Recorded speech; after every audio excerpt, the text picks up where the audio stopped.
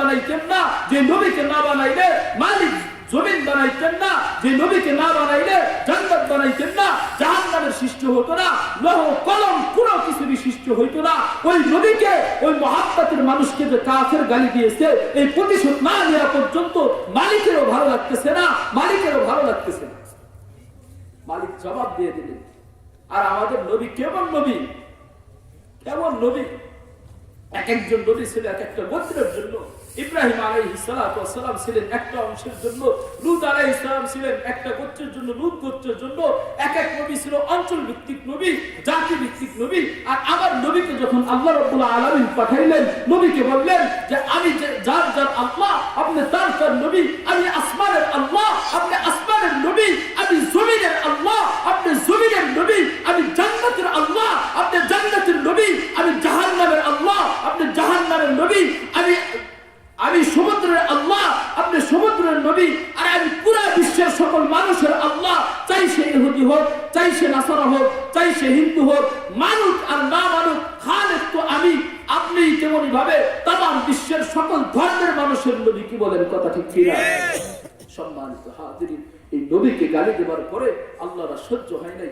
আল্লাহ সাথে সাথে আয়াত নাযিল করেছেন, ইন্না শানিআকা হুয়াল আবতার। ওগো নবীজি, আপনি চিন্তিত হবেন না, আপনি মনে রাখবেন, আপনি শুনে রাখবেন, আপনার ব্যথা পাওয়ার কোনো কারণ নাই। আমি আল্লাহ বলতেছি, ইন্না শানিআকা, আপনি আকুরমান, বরং আপনি, আপনার বংশই দুনিয়ার মধ্যে থাকবে, আপনি এই দুনিয়ার মধ্যে থাকবেন যতদিন পর্যন্ত সূর্য উঠবে, সূর্য অস্ত যাবে, যতদিন পর্যন্ত আমি আল্লাহর নিজাম থাকবে, ততদিন পর্যন্ত আপনি মুহাম্মদ জমিনের বুকে থাকবেন। আপনাকে মানুষ মডেল বানায় রাখবে, আপনার সুন্নাত দুনিয়ার মধ্যে চালু থাকবে। ইন্না শানিআকা হুয়াল আবতার। ওগো নবীজি, চিন্তিত হওয়ার কোনো কারণ নাই, আপনি দুনিয়ার মধ্যে স্থায়ীভাবে থাকবেন। কারণ যতদিন পর্যন্ত আমি আল্লাহ সূর্য উঠাবো, সূর্য ডুবাবো, ততদিন পর্যন্ত আপনি নবী নবী হিসেবে থাকবেন। আপনার উম্মত গুলো আপনার সুন্নত গুলোকে জিন্দা রাখবে, তারা লম্বা জামা লাগাবে, টুপি লাগাবে, আপনার সুন্নতকে পালন করবে, আপনার সুন্নতকে লালন করবে, আপনাকে ভালোবাসবে। এভাবে কিয়ামত পর্যন্ত আপনি দুনিয়ার মধ্যে টিকে থাকবেন। হুয়াল আবতার, ওই আজ বিন ওয়াইল, আবু জাহেল, আবু লাহাব, উতবা, সাইবা, উরাইদির বংশ, দুনিয়াতে ওদের কোনো চিহ্ন থাকবে না, দুনিয়ার ঠিকরা ধ্বংস হয়ে যাবে, ওদের নাম নিশানা থাকবে না। এই দুনিয়া যতদিন পর্যন্ত আমি আল্লাহ কায়েম রাখবো, আপনিই থাকবেন, আপনার নামই থাকবে, আপনার উম্মত গুলো আপনাকে স্মরণ রাখবে, আপনি অমর হয়ে থাকবেন। কিন্তু আজ বিন ওয়াইল, উতবা, সাইবা, দুনিয়ার মধ্যে ওদের কোনো নাম নিশানা থাকবে না, ওদের কোনো চিহ্ন থাকবে না, ওরা নিশ্চিহ্ন হয়ে যাবে। কি বলেন কথা ঠিক কিনা? সম্মানিত হাজিরিন, মুসলমান তো দূরের কথা, কোন হিন্দুর ছেলের নাম আজ বিন ওয়াইল নাই। কি বলেন কথা ঠিক কিনা? আরে মুসলমান তো দূরের কথা, কোন কাফের সন্তানের নাম আবু জাহেল নাই। কি বলেন কথা ঠিক কিনা? আর মুসলমান যদি নামাজ নাও পড়ে, মুসলমান যদি পুঙ্খানুপুঙ্খানু সুন্নাত আদায় নাও করে, মুসলমান তার নামের শুরুতে মুহাম্মদ লাগায়। কি বলেন কথা ঠিক কিনা? সম্মানিত হাজিরিন, কথা লম্বারা, যে নবীকে গালি দেওয়ার কারণে সূরা কালামের মধ্যে আছে 29 নম্বর পারা, ওয়ালিদ ইবনে মুগীরা নামক একজন কাফের আমার নবীকে পাগল বলেছিল। কি বলেছিল বলেন? নবীকে পাগল বলেছিল। ঠান্ডা ওয়াজের দিন শেষ, যারা নবীকে নিয়ে কটূক্তি করবে খারাপভাবে শুনে রাখবা, কান দুটো খাড়া করে দিয়ে শুনে রাখবা। নবীকে গালি দিলে আল্লাহ তাআলা কিয়ামত পর্যন্ত, পৃথিবীর শুরু থেকে এই পর্যন্ত কোন জাতিকে ছাড় দেন নাই। আর কিয়ামত পর্যন্ত নবীকে নিয়ে যারা কটূক্তি করবে আল্লাহ তাআলা ছাড় দিবেন না। কি বলেন কথা ঠিক কিনা? ওয়ালিদ ইবনে মুগীরা নবীকে নিয়ে গালি দিয়েছিল, নবীকে পাগল বলেছিল, মাজনুন বলেছিল। আল্লাহ তাআলা সাথে সাথে সূরা কালাম নাযিল করে বলেছেন, নূন ওয়াল কালামি ওয়া মা ইয়াসতুরুন, কলমের কসম, দুনিয়ার মধ্যে যা লিপিবদ্ধ হয় সবকিছুর কসম, মা আনতা বিনিআমাতি রাব্বিকা বিমাজনুন, আপনার প্রভুর নিয়ামতে আপনি পাগল না, বরং ইন্নাকা আলা খুলুকিন আযীম। দুনিয়ার মধ্যে যত মানুষ এসেছিল, কিয়ামত পর্যন্ত যত মানুষ আসবে, সকলের মডেল হলেন আপনি। আপনি সবচেয়ে ভালো চরিত্রের অধিকারী, আপনি সবচেয়ে বড় বিজ্ঞানী, আপনি সবচেয়ে বড় ডাক্তার, আপনি সবচেয়ে বড় ইঞ্জিনিয়ার, আপনি হলেন পৃথিবীর মানুষের জন্য মডেল। এরপরে আল্লাহ রাব্বুল আলামিন ওই ওয়ালিদ ইবনে মুগীরা নবীকে শুধু পাগল বলেছিল। পাগল বলার কারণে আল্লাহ তাআলা সাথে সাথে কোরআনের আয়াত নাযিল করছেন, সূরা নাযিল করছেন। সূরা নাযিল করে ওয়ালিদ ইবনে মুগীরাকে 10টা গালি দিয়েছেন। সর্বশেষে বলেছেন, উতুল্লিম বাদা যালিকা জানিব, আরে আমার হাবিবকে নিয়ে যারা গালি দিবে, আমার হাবিবকে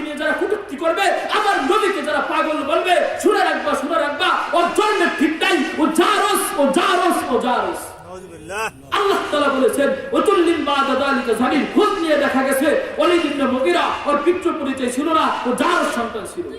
সম্মানিত হাজিরিন, কথা ক্লিয়ার, ভালোভাবে বুঝবেন। আল্লাহর নবীকে গালি দেওয়ার কারণে আল্লাহ কাউকে ছাড় দেন নাই। কি বলেন ছাড় দিবেন? আল্লাহর নবী হাদিসের মধ্যে বলেন ইন্নামাল উলামা ওয়ারাসাতুল আম্বিয়া ওয়া ইন্নাল আম্বিয়া লাম ইউহাদিসু দিনারান ওয়ালা দিরহামান ইন্নামা ওয়ারিসুল ইলমা। শুনে রাখবেন আল্লাহর নবী বলেছেন উলামা ইকরাম হলো নবীর ওয়ারিস। উলামা ইকরাম কি বলেন? নবীর ওয়ারিস। উলামা ইকরাম কি বলেন? নবীর ওয়ারিস। ওয়া ইন্নাল আম্বিয়া লাম ইউহাদিসু দিনারান ওয়ালা দিরহামান। আর আম্বিয়া ইকরাম স্বর্ণ মুদ্রার ওয়ারিস বানান না, ইলমের ওয়ারিস বানান। যে উলামা ইকরাম 14 বছর পরে 18 বছর পরে নবীর হাদিসকে সংরক্ষণ করে, কোরআনকে সংরক্ষণ করে, গায়ে হেরার ইলমকে সংরক্ষণ করে, এরা হলো নবীর ওয়ারিস। এদের তবকা নবীর পরে এদের তবকা। কি বলেন কথা ঠিক কিনা? সম্মানিত হাজিরিন, আমি যেটা বলতে চাই, যেই নবীকে গালি দিবার কারণে আসমান থেকে কোরআনের আয়াত নাযিল হয়েছে, যেই নবীকে গালি দিবার কারণে আল্লাহ রাব্বুল আলামিন ওই গালিদাতা ওয়ালিদ ইবনে মুগীরাকে জারজ বলেছেন, ওই নবীর ওয়ারিস, নবীর সবচেয়ে মহব্বতের জন উলামা ইকরামকে যারা গালি দিবে, ভালোভাবে শুনে রাখবা, উলামা ইকরামের জন্য হয়তোবা কোরআনের আয়াত নাযিল হবে না। আল্লাহর জমিনে উলামা ইকরামকে যারা গালি দিবে, তাদের উপরে আল্লাহর গজব নাযিল হবে। কি বলেন কথা ঠিক কিনা? যারা উলামা ইকরামের বিপক্ষে কথা বলবে, উলামা ইকরামকে নিয়ে যারা কটূক্তি করবে, উলামা ইকরামকে যারা জেলখানায় ভরে রাখবে, ভালোভাবে শুনে রাখবা, শান্তি আসবে না ততক্ষণ পর্যন্ত হক্কানি উলামা ইকরামকে মুক্ত না করবা। কি বলেন কথা ঠিক কিনা? সম্মানিত হাজিরিন, কথা ক্লিয়ার। উলামা ইকরামকে নিয়ে গালি দিবা, ভালোভাবে শুনবা। যেই উলামা ইকরামকে নিয়ে গালি দেয়, যেই নবীকে নিয়ে কটূক্তি করে, ওর বংশ হাতায় দেখবেন ওর জন্মের ঠিক নাই, ওর বাবার ঠিক নাই, ওর মায়ের ঠিক নাই। কি বলেন কথা ঠিক কিনা? কারণ কোন ভালো পুত্র, কোন নেককার সন্তান যার বাবা মায়ের ঠিক আছে, ওরা আলেমকে নিয়ে গালি দিতে পারে না, মাদ্রাসাকে নিয়ে গালি দিতে পারে না, উলামা ইকরামকে নিয়ে কটূক্তি করতে পারে না, নবীকে নিয়ে কটূক্তি করতে পারে না, কোরআনকে নিয়ে কটূক্তি করতে পারে না। কি বলেন কথা ঠিক কিনা? সম্মানিত হাজিরিন, আলোচনা লম্বা করব না, সময় শেষ, রাত অনেক দীর্ঘ হয়েছে। একটা পয়গাম আপনাদের কাছে দিতে চাই।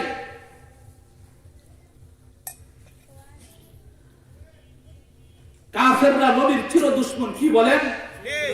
কাফেররা নবীর কি চির দুশমন। যেই কাফেররা নবীকে সবচাইতে বেশি কষ্ট দিয়েছে, নির্বংশ বলেছে, নবীকে পাগল বলেছে, ওই কাফেরদের ঈমান ভঙ্গের কয়েকটা কারণ আছে। এর মধ্যে একটা কারণ হলো বিজাতীয় কোন কৃষ্টি কালচার যদি মুসলমান পছন্দ করে, বিধর্মীদের কোন ধর্মীয় অনুষ্ঠান, বিধর্মীদের কোন উৎসব যদি মুসলমান পালন করে, বিধর্মী কাউকে যদি মুসলমান অন্তর থেকে মহব্বত করে, ও মুসলমান থাকে না, সাথে সাথে কাফের হয়ে যায়, ঈমানের খাতা থেকে নাম কাটা পড়ে। কি বলেন কথা ঠিক কিনা? সম্মানিত হাজিরিন, ঈমান চলে যাওয়ার কিন্তু আরেকটা মৌসুম এসে গেছে। এই মৌসুমে কিন্তু অনেকের ঈমান চলে যাবে, অনেক মুসলমান নামে মুসলমান পড়ে থাকবে, কয়েকদিন পরে কিন্তু ঈমান বিক্রি করে দিবে। আমার মায়েদের আওয়াজ যতদূর পর্যন্ত যায়, এখানে যারা আছেন হাতে পা ধরে বলি, পা ধরে অনুরোধ করে যাই, হে মুসলমানের সন্তান, আজকে ওই কাফেররা মুশরিকরা নবীকে সবচাইতে বড় কষ্ট দিয়েছে। ওই মুশরিকদের একটা উদযাপন আসতেছে, ওদের একটা উৎসব আসতেছে, 31st নাইট। কি বলেন কথা ঠিক কিনা? ইংরেজি নববর্ষ। মুসলমানের সন্তান ভালো করে শুনে রাখবা, কোন ইংরেজদের নববর্ষ তুমি পালন করতে যাও, কোন কাফেরদের নববর্ষ তুমি পালন করতে যাও। যে ইংরেজরা তোমার নবীকে, যে কাফেররা তোমার নবীকে মাতৃভূমি থেকে বিতাড়িত করেছে, যে কাফেররা তোমার নবীকে কষ্ট দিয়েছে, যে কাফেররা তোমার সাহাবায়ে কিরামকে বালুর মধ্যে উত্তপ্তভাবে উলঙ্গ করে টেনে হেসে বেড়েছে, যে কাফেররা তোমাদের রাজত্ব 800 বছর পর্যন্ত স্পেনে মুসলমান রাজত্ব করেছে, এই কাফের সম্প্রদায়, মুশরিক সম্প্রদায় স্পেনের মধ্যে মুসলমানদেরকে মসজিদের মধ্যে একত্রিত করে একসাথে জ্বালায় পোড়ায় মেরেছে। কি বলেন কথা ঠিক না? হে মুসলমানের সন্তান, কোন কাফেরদের নববর্ষ তুমি পালন করতে যাও, যে কাফেররা তোমাকে উপহার দিয়েছে, তোমার স্বাধীন ফিলিস্তিনকে যারা টুকরো টুকরো করে দিয়েছে, তোমার মসজিদে আকসাকে যারা পুড়িয়ে দিয়েছে, তোমার অধিকার যারা হরণ করেছে, এই কাফেরদের নববর্ষ তুমি পালন করতে যাও। হে মুসলমান সন্তান, ভালো করে বুঝবা, এই কাফেররা ভালো কিছু তোমাকে উপহার দেয় নাই। 3 বছর আগে ভারতে ওই কাফের ডোনাল্ড ট্রাম্পের আঙ্গুলের ইশারায় তোমার 1 লক্ষ মুসলমানদেরকে মসজিদে পোড়া মারা হয়েছে। কি বলেন? যে কাফেরদের আঙ্গুলের ইশারায় তোমার স্বাধীন রাষ্ট্র তালেবানদেরকে, আফগানকে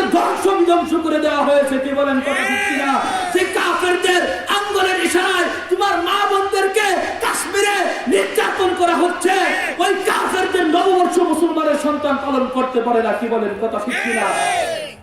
সম্মানিত হাজিরিন, কথা ক্লিয়ার। আল্লাহ নবী বলেন, মান তাশাব্বাহা বিকাওমিন ফাহুয়া মিনহুম। এখন তুমি যদি পালন করো, আল্লাহ নবী বলেন, যে জাতি, যে বা যারা যে জাতির সাথে সম্পর্ক রাখবে, কিয়ামতের দিন তার হাসর হবে তার সাথে।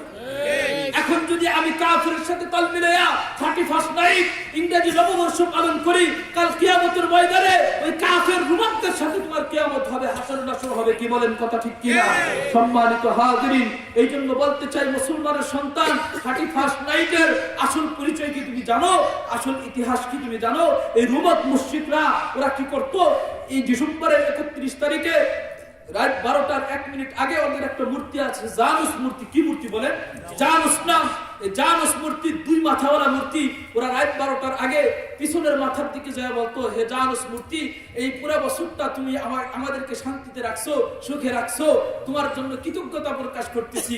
এরপরে যখন 12টা বেজে যাইতো, 12টা 1 মিনিটে 31 নাইট উদযাপন করার জন্য সামনের মুখে এসে বলতে, হে জানুস দেবতা, গত বছর যেরকম শান্তিতে রাখছিলাম, তোমার কাছে অনুরোধ, এই বছরটাও শান্তিতে রাখো।